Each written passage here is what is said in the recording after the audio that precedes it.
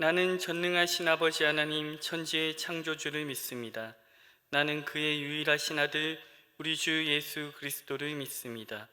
그는 성령으로 잉태되어 동정녀 마리아에게서 나시고 본디어 빌라도에게 고난을 받아 십자가에 못 박혀 죽으시고 장사된 지 사흘 만에 죽은 자 가운데서 다시 살아나셨으며 하늘에 오르시어 전능하신 아버지 하나님 우편에 앉아 계시다가 거기로부터 살아있는 자와 죽은 자를 심판하러 오십니다.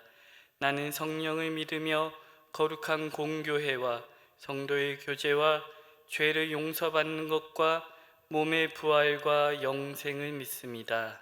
아멘. 찬송가 266장 함께 찬송하겠습니다.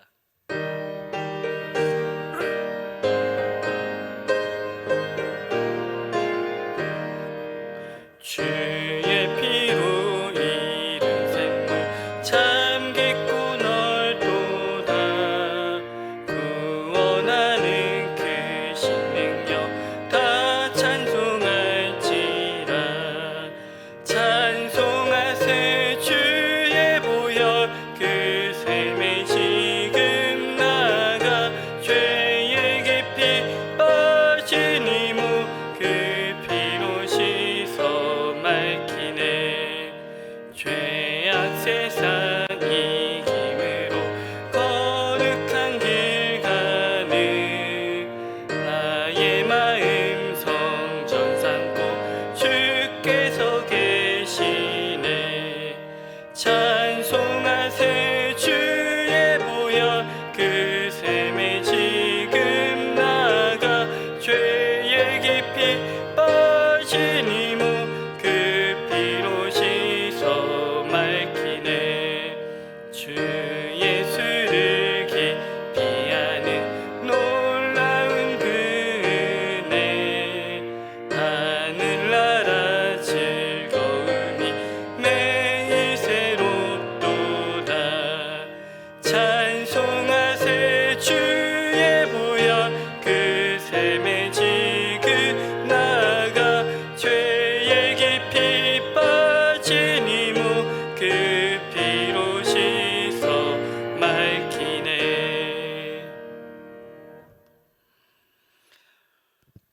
오늘 함께 나눌 말씀은 사무엘하 21장 1절에서 14절의 말씀입니다. 사무엘하 21장 1절에서 14절의 말씀 한 절씩 교독합니다. 다윗의 시대에 해를 거듭하여 3년 기근이 있으므로 다윗이 여호와 앞에 간구하매 여호와께서 이르시되 이는 사울과 피를 흘린 그의 집으로 말미암음이니 그가 기브온 사람을 죽였음이니라 하시니라. 기브온 사람은 이스라엘 족속이 아니요 그들은 아모리 사람 중에서 남은 자라. 이스라엘 족속들이 전에 그들에게 맹세하였거늘 사울이 이스라엘과 유다 족속을 위하여 열심히 있으므로 그들을 죽이고자 하였더라. 이에 왕이 기브온 사람을 불러 그들에게 물으니라. 다윗이 그들에게 묻되 내가 너희를 위하여 어떻게 하랴? 내가 어떻게 속죄하여야 너희가 여호와의 기업을 위하여 복을 빌겠느냐 하니. 기브온 사람이 그에게 대답하되 사울과 그의 집과 우리 사이의 문제는 은금에 있지 아니하오며 이스라엘 가운데에서 사람을 죽이는 문제도 우리에게 있지 아니하니라. 왕이 이르되 너희가 말하는 대로 시행하리라. 그들이 왕께 아뢰되 우리를 학살하였고 또 우리를 멸하여 이스라엘 영토 내에 머물지 못하게 하려고 모해한 사람의 자손 7사람을 우리에게 내주소서. 여호와께서 택하신 사울의 고을 기브아에서 우리가 그들을 여호와 앞에서 목매어 달겠나이다 하니 왕이 이르되 내가 내주리라 하니라. 그러나 다윗과 사울의 아들 요나단 사이에 서로 여호와를 두고 맹세한 것이 있으므로 왕이 사울의 손자 요나단의 아들 무비보셋은 아끼고 왕이 이에 아야의 딸 리스바에게서 난 자 곧 사울의 두 아들 알모니와 무비보셋과 사울의 딸 메라백에서 난 자 곧 무을랏 사람 바르실레의 아들 아드리엘의 5 아들을 붙잡아 그들을 기브온 사람의 손에 넘기니 기브온 사람이 그들을 산 위에서 여호와 앞에 목매어 달매 그들 7사람이 동시에 죽으니 죽은 때는 곡식 베는 첫날 곧 보리를 베기 시작하는 때더라.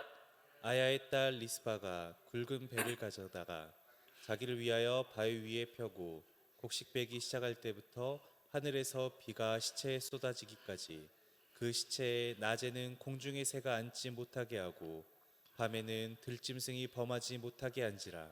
이에 아야의 딸 사울의 첩 리스바가 행한 일이 다윗에게 알려지매 다윗이 가서 사울의 뼈와 그의 아들 요나단의 뼈를 길르앗 야베스 사람에게서 가져가니 이는 전에 블레셋 사람들이 사울을 길보아에서 죽여 블레셋 사람들이 벳산거리에 매단 것을 그들이 가만히 가져온 것이라. 다윗이 그곳에서 사울의 뼈와 그의 아들 요나단의 뼈를 가지고 올라오매 사람들이 그 달려 죽은 자들의 뼈를 거두어다가 사울과 그의 아들 요나단의 뼈와 함께 베냐민 땅 셀라에서 그의 아버지 기스의 묘에 장사하되 모두 왕의 명령을 따라 행하니라. 그 후에야 하나님이 그 땅을 위한 기도를 들으시니라. 아멘. 자, 오늘 함께 읽은 21장부터 이제 마지막 24장은 사무엘서와 열왕기서를 이어주는 다리 역할을 한다고 할 수 있는데요.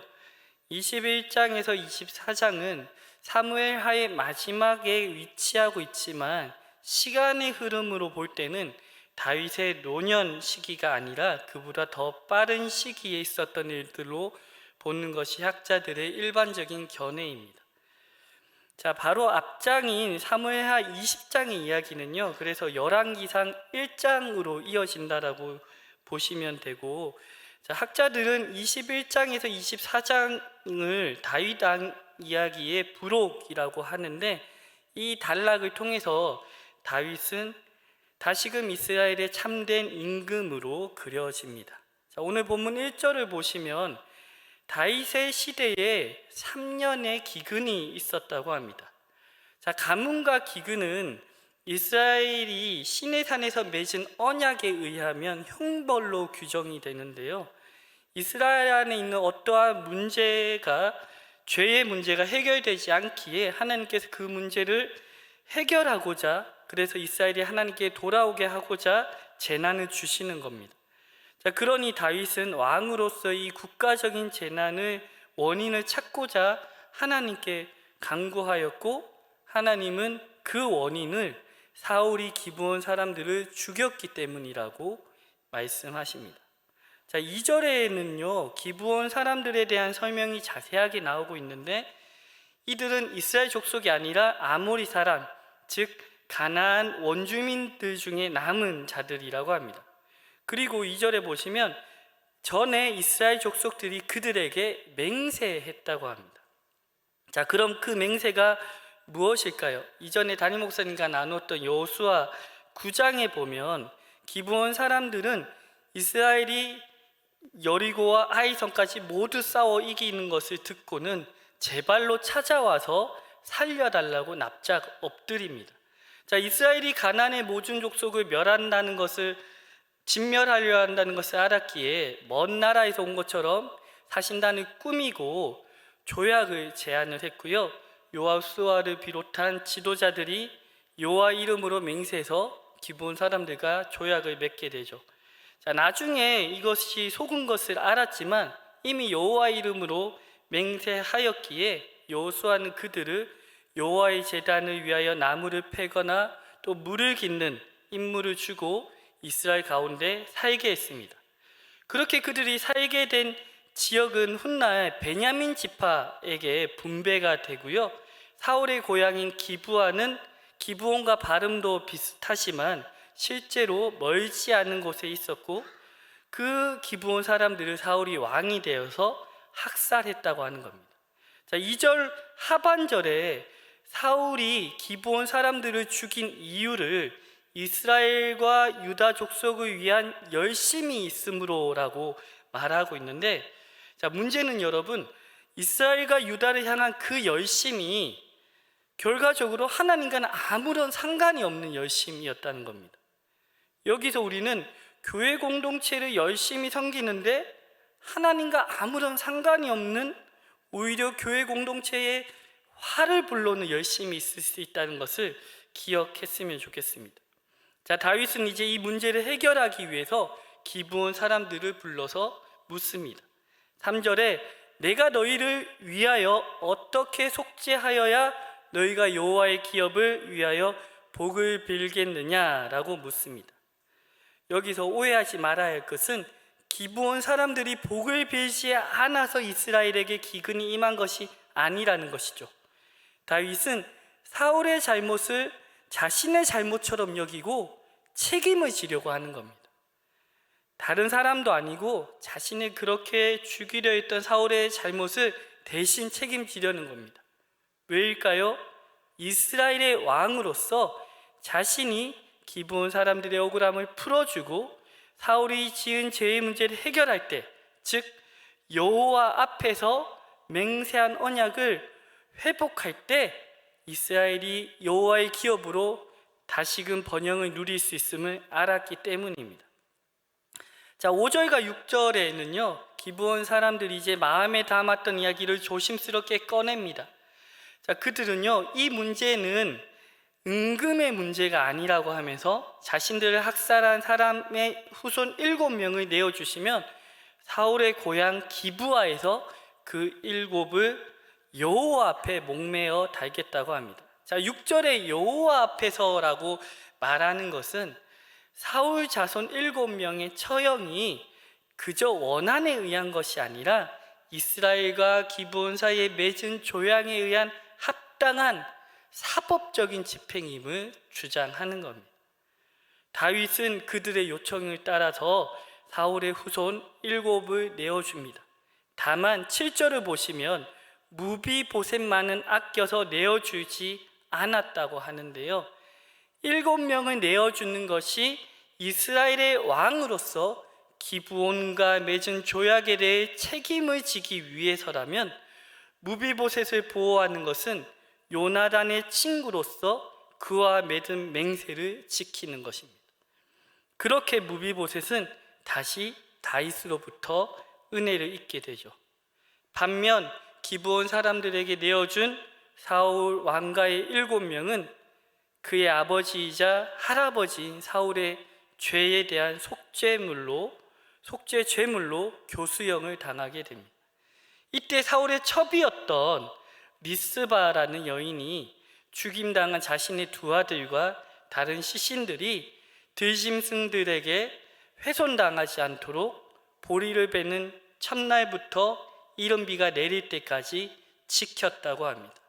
자, 시간적으로 계산을 해보면 무려 6개월 가까이를 시신을 지킨 것인데요, 목매어 달려 죽는 것도 수치스러운 죽임인데 그렇게 목매어 달린 시신이 방치되어서 들짐승들에게 먹히는 것은 저주를 상징했기 때문입니다.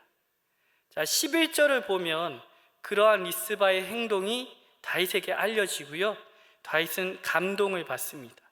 그래서 사람을 보내 길르한 야베스에 있던 사울과 요나단의 유골을 가져와서 교수형을 당한 7명의 시신과 함께 사울의 아버지 기스의 묘에 장사합니다. 마지막 14절에서는 그 모든 과정이 왕의 명령, 즉 다윗의 명령에 의해서 행해졌다고 합니다. 자, 앞서도 살펴본 것처럼요, 지금 이스라엘에 닥친 기근의 원인이 사울의 죄 때문인 것을 알았을 때 자신이 저지른 것이 아니기 때문에 책임 전가를 할 수 있었음에도 다윗은 그렇게 하지 않습니다. 그는 이전 왕이 행한 일이지만 현재의 왕인 자신이 져야 할 책임으로 여기고 그것을 어떻게 해결해야 할지 방법을 찾습니다. 그리고 그 문제를 해결합니다. 기브온 사람들에게는 공의롭게 행하고 요나단에게는 충성스럽게 행합니다. 그것을 통해 이스라엘 왕으로서 나라 공동체 안에 해결되지 않았던 아픔과 상처를 끌어안고 해결해냅니다. 14절 마지막에 그 후에야 하나님이 그 땅을 위한 기도를 들으시니라고 하는데요. 이것은 하나님이 보시기에 다윗이 이 문제를 해결되지 못하고 있었던 문제를 바로잡고 잘 마무리하셨다라고 인정하시고 이스라엘의 기도를 들으셨다라고 우리는 이해할 수 있습니다. 그런데 사람들에게 있어서는 그러지 못했던 것 같아요. 베냐민 지파에서는 기브온 사람들에게 사울과의 7명을 내준 다윗을 비난하고 다윗이 그들을 학살한 걸로 여겼던 것 같습니다. 16장에서 압살롬의 반역을 피해 도망가는 다윗을 향해서 시므이가 피를 흘린 자, 사악한 자, 가거라. 사울 족속의 피를 여호와께서 내게로 돌렸다라고 비난하고 저주했던 것은 그런 베냐민 지파의 민심을 보여준다고 할 수 있습니다. 하지만 사무엘서 기자는 이 부록이라고 여겨지는 이 21장에서 24장 중에 맨 처음에 이 사건을 소개하면서 기브온 사람들에게 7명을 내어준 결정은 다윗이 왕으로서 할 수밖에 없었던 불가피하지만 합당한 처사였다고 밝히는 것입니다. 자, 오늘 본문을 통해서 우리는 여러 가지를 생각해 볼 수 있는데요. 저는 교회 공동체 안에서 영적 리더들이 취해야 할 자세에 대해서 한번 생각해 보고 싶습니다. 대부분 사람들은요, 내가 하지 않는 일에 대해서는 모른 척 하려고 합니다. 그리고 너무 쉽게 비난하거나 왈가불가하기도 합니다. 어찌 보면 당연한 일일지도 모릅니다. 하지만 신앙 공동체의 지도자라면 비록 내가 지은 죄 혹은 잘못이 아니더라도 그에 대한 책임을 지고 해결하고자 하는 자세가 필요하다는 겁니다. 때로는 사람들에게 오해를 사고 비난을 받더라도 감수해야 하는 것입니다. 중요한 사실은 하나님은 사람들의 어떠한 비난과 오해와 상관없이 그 일에 대한 그 지도자가 어떠한 마음과 자세를 가지고 행하였는지 그 중심을 보시고 판단하시고 그 기도를 들으신다는 거죠. 교회 이전과 성전 건축을 두고 크게 아프고 상처를 입었던 우리 교회가 이제 다시 앞으로 나아가려고 합니다. 새 전주중앙교회의 분립도 잘 마무리되고 고사종 부지 매각도 이제 마지막 단계를 두고 기다리고 있습니다. 얽히고 설켰던 문제들이 하나씩 해결되고 하나님이 우리의 기도를 들으시고 들어주실 것을 믿게 됩니다. 이제 정말 한마음으로 우리를 부르신 각자의 자리에서 책임 있게 서는 것이 중요한 때입니다. 과거에 있었던 일들에 대해서 더 이상 왈가불가하지 말고요, 담임 목사님을 중심으로 당회가 한마음이 되고 모든 재직들이, 모든 교우들이, 모든 다음 세대들이 한마음이 되어 주어진 책임을 다하고 기도해야 될 때임을 믿습니다. 우리 모두가 중앙교회의 영적인 리더로서 말씀을 묵상하고 교회를 위해서 서로 중보하며 낮아지고 서로를 존중히 여기며 봉사와 책임을, 섬김의 책임을 질 수 있기를 간절히 소망합니다. 우리 함께 기도하겠습니다. 거룩하고 신실하신 하나님, 사울이 기브온 사람들에게 행한 죄악의 문제를 해결하는 다윗 왕의 이야기를 통해 신앙의 공동체 안에서 영적 리더로서 우리가 어떻게 행해야 할지를 생각하게 하시니 감사합니다. 교회 이전과 성전 건축을 위해서 가뭄과 기근의 시간을 보내었던 우리 교회가 이제 하나님의 약속을 바라고 앞으로 나아가게 하여 주시니 감사합니다. 우리의 기도를 들으시고 응답하시도록 사랑하는 우리 전주중앙교회가 담임 목사님을 중심으로 당회가 하나 되고 모든 재직과 성도들이 하나 되어 각자에게 주어진 영적인 책임을 이루어가게 하여 주시옵소서. 말씀을 묵상하고 교회를 위해 중보하며 서로를 존중히 여기며 봉사와 섬김의 책임을 다하게 하여 주시옵소서. 교회 공동체뿐만 아니라 각자의 가정에서 또 일터에서 하나님이 주신 영적 권위를 온전히 세우고 선한 영향력을 흘러보내는 우리 모든 사랑하는 전주중앙교회 성도들 되게 하여 주시옵소서. 이 모든 말씀 우리 주 예수 그리스도 이름으로 기도합니다. 아멘. 하늘에 계신 우리 아버지여, 이름이 거룩히 여김을 받으시오며 나라 임하옵시며 뜻이 하늘에서 이루어진 것 같이 땅에서도 이루어지이다. 오늘날 우리에게 일용할 양식을 주옵시고 우리가 우리에게 죄 지은 자를 사하여 준 것 같이 우리 죄를 사하여 주옵시고 우리를 시험에 들게 하지 마옵시며 다만 악에서 구하옵소서. 대개 나라와 권세와 영광이 아버지께 영원히 있사옵나이다. 아멘.